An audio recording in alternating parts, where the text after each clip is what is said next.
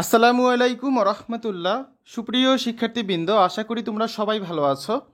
এই ভিডিওটা তৈরি করছি ষষ্ঠ শ্রেণীর শিক্ষার্থীদের জন্য। 2024 সালের ষষ্ঠ শ্রেণীর ইংরেজি বার্ষিক পরীক্ষার নমুনা প্রশ্নপত্রের সমাধান নিয়ে আজকের এই ভিডিওতে আমরা আলোচনা করব। এনসিটিভি থেকে এই নমুনা প্রশ্নপত্র দেওয়া হয়েছে, যার আলোকে তোমাদের বার্ষিক পরীক্ষা অনুষ্ঠিত হবে। ঠিক আছে শিক্ষার্থীরা, এই বছর কিন্তু তোমাদের বিদ্যালয়ের শিক্ষকরাই তোমাদের প্রশ্ন তৈরি করবেন, বোর্ড থেকে আর কোনো প্রশ্ন দেওয়া হবে না। আমরা এই নমুনা প্রশ্নের সমাধান করে দিচ্ছি, যাতে তোমরা বুঝতে পারো এই ধরনের প্রশ্ন পরীক্ষা আসলে কীভাবে অ্যান্সার করতে হবে। আমরা ইতিমধ্যে 3টা পর্ব দেখে ফেলেছি, আজকে হচ্ছে আমাদের 4 নাম্বার পর্ব। শিক্ষার্থীরা, প্রথম পর্বে আমরা এই প্যাসেজটা পড়ে তার আলোকে হচ্ছে এই সঠিক উত্তরগুলো এবং কিছু কোয়েশ্চেন আছে এগুলো নিয়ে আলোচনা করেছিলাম। তারপর দ্বিতীয় পর্বে আমরা এখানে আরেকটা প্যাসেজ পড়েছিলাম, একটা স্টোরি পড়েছি, সেই স্টোরির আলোকে কিছু ট্রু ফলস নির্ণয় করেছি। তারপরে আমরা কলাম ম্যাচ করেছি। গত পর্বে তৃতীয় পর্বে আমরা হচ্ছে পার্ট বিতে চলে গিয়েছিলাম, অ্যাপ্রিসিয়েটিং পয়েমস, একটা কবিতা পড়ে সেই কবিতার আলোকে কিছু কোয়েশ্চেনে অ্যান্সার করেছিলাম। ঠিক আছে, এরপর এই টেবিলটা পূরণ করেছিলাম। আজকে হচ্ছে আমাদের 4 নাম্বার পর্ব। আমরা আজকে গ্রামার অংশে চলে যাব, পার্ট সি গ্রামার। 4 নাম্বার পর্বে আজকে আমরা কিছু গ্রামার করব। Number 4, read the following story and rewrite it using capital letters or punctuation marks where necessary. এই গল্পটি পড়ো এবং গল্পটি পড়ে যেখানে হচ্ছে ক্যাপিটাল লেটার্স আর জ্যোতিচিহ্ন ব্যবহার করা দরকার সেগুলো হচ্ছে ব্যবহার করতে হবে। ঠিক আছে, তো এখানে আছে কোয়েশ্চেনটা, আমরা সরাসরি অ্যান্সারে চলে যাই। ঠিক আছে, answer to the question number 4, in a small village in Bangladesh there was a river where children love to play. বাংলাদেশে একটি ছোট গ্রাম আছে যেখানে একটা নদী ছিল, সেখানে শিশুরা খেলতে ভালোবাসতো। One day a little boy named Rafik was playing near the river bank. তো একদিন একটা ছোট ছেলে রফিক নামের নদীর ধারে খেলা করছিল। Suddenly he slept and fail into the water. তোমরা হচ্ছে এখানে যেভাবে লেখা আছে সেভাবেই লিখবে। এখানে আমরা হচ্ছে ক্যাপিটাল লেটার, তারপর কমা, ফুল স্টপ, মানে জ্যোতিচিহ্নগুলো ঠিকঠাক মতো দেওয়া আছে। এটা হচ্ছে অ্যান্সারটা, এটা লিখে দিলে হয়ে যাবে, আমি আর মার্ক করে দেখাচ্ছি না। অর্থটা বলে দিই তাহলে বুঝতে পারবে। হঠাৎ সে ছেলেটা পিছলে পানিতে পড়ে যায়। A fisherman who was nearby saw him and quickly jumped in to save him. তো কাছাকাছি থাকা একজন জেলে তাকে দেখে এবং দ্রুত তাকে বাঁচাতে পানিতে ঝাঁপিয়ে পড়ে। Rafiq was scared but the fisherman reassured him. Rafiq ভয় পেয়েছিল কিন্তু জেলে তাকে আশ্বস্ত করলো, don't worry, I am here to help. চিন্তা করো না, আমি তোমাকে সাহায্য করতে এসেছি। After a few minutes they reached the shore safely. তো কয়েক মিনিট পর বা কিছু মিনিট পর তারা নিরাপদে তীরে পৌঁছে যায়। Rafiq thanked the fisherman and promised to be more careful. Rafiq সেই জেলেকে ধন্যবাদ জানালো এবং সেদিন থেকে আরও সতর্ক হওয়ার প্রতিশ্রুতি দিয়েছিল। From that day on he always remembered the kind man who saved him. তো সেদিন থেকে সে সর্বদাই সেই লোকটিকে স্মরণ করেছিল যে তাকে বাঁচিয়েছিল। ঠিক আছে, পরে কোয়েশ্চেন দেখো, নাম্বার 5 কি আছে এই নাম্বারে? Read the following passage carefully, identify 5 adjectives in the text and write their synonyms in the table provided below.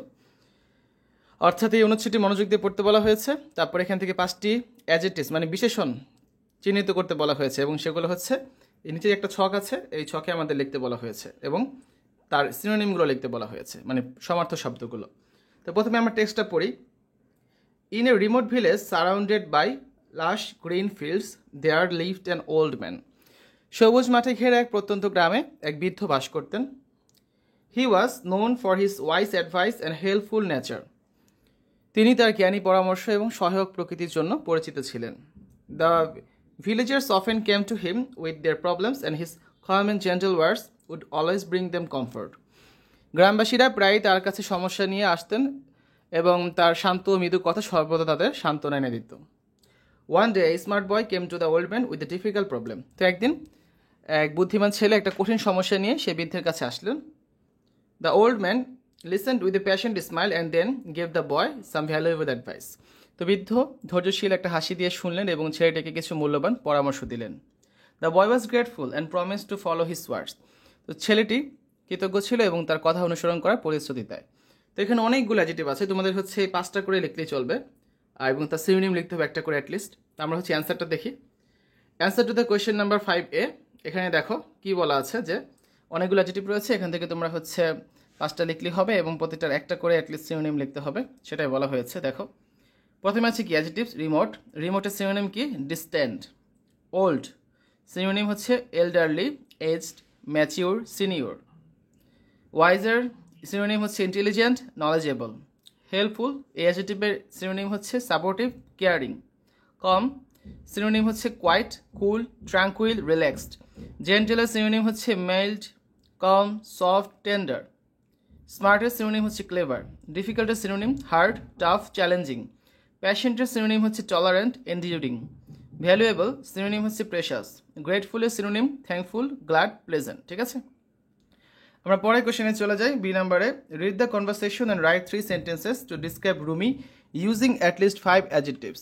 অর্থাৎ এখানে বলা হয়েছে কি, যে তোমরা হচ্ছে এই কনভারসেশনটা পড়ো এবং তারপর হচ্ছে তার আলোকে রুমি সম্পর্কে হচ্ছে তোমাকে ডিসক্রাইব করতে হবে কমপক্ষে 5টা অ্যাডজেক্টিভ ব্যবহার করে, মানে বিশেষণ ব্যবহার করে। সিচুয়েশন, হেল্পিং উইথ হোমওয়ার্ক, পরিস্থিতি, বাড়ির কাজে সাহায্য করা। আমরা হচ্ছে কনভারসেশন বা সংলাপটা পড়ি, কথোপকথনটা পড়ি। তানিয়া বলছে, hi Rumi, I am having travel with my math homework, can you help me? Hi Rumi, আমি আমার গণিত হোমওয়ার্ক বা বাড়ির কাজ নিয়ে সমস্যা বোধ করছি, তুমি কি আমাকে সাহায্য করতে পারো? তো রুমি বলছে, of course Tania, let's work on it together, which part are you stuck on? অবশ্যই তানিয়া, চলো একসাথে কাজ করা যাক, তুমি কোন অংশে আটকে আছো? তানিয়া বলছে, I don't understand how to solve this equation, আমি বুঝতে পারছি না এই সমীকরণটা কীভাবে সমাধান করব। তো রুমি বলছে, no worries, I will explain it to you step by step, you will get it in no time. চিন্তার কারণ নেই, আমি তোমাকে ধাপে ধাপে এটা ব্যাখ্যা করে বোঝাবো, কিছু সময়ের মধ্যে তুমি এটা পারবে। তখন তানিয়া বলছে, thank you Rumi, you are always so helpful, ধন্যবাদ রুমি, তুমি সবসময় খুবই সহায়ক। তো রুমি বলছে, I am happy to help Tania, we are friends after all, আমি তোমাকে সাহায্য করতে পেরে খুশি তানিয়া, আমরা তো বন্ধুই। তখন দেখো আমরা হচ্ছে এখানে অ্যান্সারটা দেখবো। আমাদের কী করতে বলা হয়েছিল, এখান থেকে হচ্ছে 3টা সেন্টেন্স লিখতে বলা হয়েছিল 5টা বিশেষণ ব্যবহার করে। ঠিক আছে, দেখো, there can be many versions of this answer, এখানে হচ্ছে এই অ্যান্সারটার অনেকগুলো ভার্সন থাকতে পারে। The following is only a sample, এটা একটা sample answer. Markers need to use their judgement while marking this item, তোমাদের শিক্ষকরা হচ্ছে এটা একটা নমুনা অ্যান্সার হিসেবেই নেবেন, তোমরা হচ্ছে অন্য অ্যান্সারও লিখতে পারো। They must look for 5 adjectives that describe Rumi well, তাদের এটা দেখবেন যে তুমি 5টা বিশেষণ ব্যবহার করে রুমিকে সঠিকভাবে বর্ণনা করতে পেরেছো কিনা। ঠিক আছে, তোমরা অ্যান্সারে চলে যাই। Sample answer, Rumi is a very helpful, এই যে একটা adjective, and a very kind girl. She is also quick to offer help to her friends when they are in travels, she loves solving difficult maths with a friendly gesture. ঠিক আছে, তো এখানে হচ্ছে অনেকগুলো 5টা অ্যাটলিস্ট অ্যাডজেক্টিভ রয়েছে, এগুলো খুঁজে খুঁজে তোমাদের হচ্ছে এভাবে করে তোমরা রুমিকে বর্ণনা করতে পারো। তো আজকে আলোচনা এর পর্যন্তই থাক, আমরা আগামী ক্লাসে হচ্ছে সি নাম্বার যে গ্রামারটা রয়েছে সেটা নিয়ে আলোচনা করব। তারপর 6 নাম্বারে এখানে আরেকটা গ্রামার আইটেম আছে, এগুলো সব হচ্ছে আমরা আগামী ক্লাসে 5 নাম্বার পর্বে করে দিব। ঠিক আছে,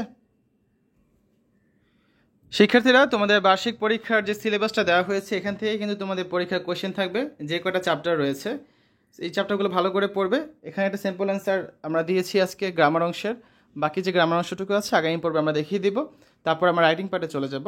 আজকের ভিডিওতে আমরা আলোচনা করেছি 6ষ্ঠ শ্রেণীর ইংরেজি বার্ষিক পরীক্ষার নমুনা প্রশ্নপত্র সমাধান নিয়ে, এটা ছিল 4 নাম্বার পর্ব।